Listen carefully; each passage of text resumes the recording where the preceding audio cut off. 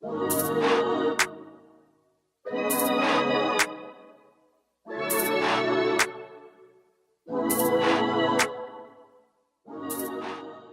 ladies and gentlemen. Okay, this one is about an SD card formatter that I want to show you. So the reason why is because this tool's meant to be really, better than the one that you use on your operating system.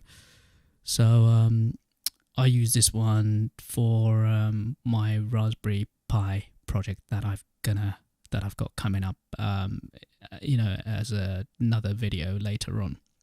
So let me just take you to the site and tell you what this tool does. So if you go into the Google, if you type SD card formatter, and if you go to this site, which is sdcard.org, when it comes up, all right. So basically, this just formats your memory cards, whether they're the microSD cards or the normal standard size. So I've already got mine plugged in to the computer, which needs to be formatted.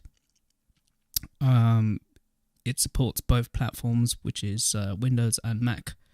And here you can see all the different operating system versions that it supports.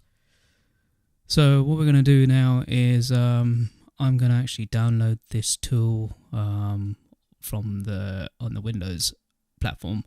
So if we click here, and you can read the license agreement which shows up, but if you scroll to the bottom, then you can either decline. Otherwise, if you decline, then you're not going to get the software installed, or you click the accept, which will then download the tool to your hard disk or downloads area. So let's just wait for that to quickly finish. Alright, so once that's done, double click on the tool. Let me just minimize that so that you can see what's going on. Alright, so that brings up to the first page. So if we click the next button here, and if we accept the terms and click next again, now all you got to do in this screen is you just pick where you want to install the software. Pretty self-explanatory. So click next, and then just click install, and just click yes to this box. Okay, now you're done. So let's just launch the tool. Click yes again. Right, so this is a tool. Very simple, nothing really complicated. In the menu options, you can exit if you want. There's a user manual that you can go to on the website and look at the FAQ. Even you can check for updates, and if we click the help about option, then you get the version info. Alright, so just to let you know, it's important here that you click or select the right drive, otherwise you don't really want to be formatting the wrong drive.